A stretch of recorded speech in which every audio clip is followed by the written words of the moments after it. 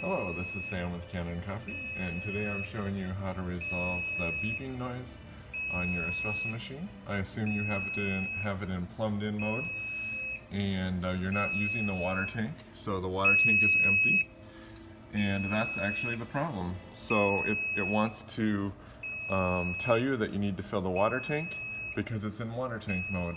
And so what you do is you lift the tank out, and you can see let's see, there's a switch right there, and you flip it over to Rite. So right now it's on Tonica.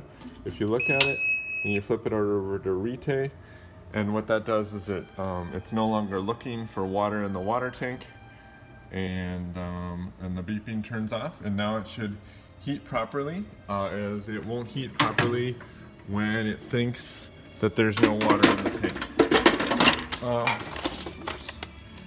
Also, you reported an issue of the lights being off on the side. So that's probably just a matter of this switch. There's a switch right here. It's hard to see. It's right there. And you just flip it. So you can see how that turns the lights off and it turns it back on. So hopefully that resolves your issues.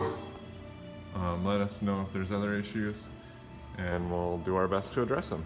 Thank you.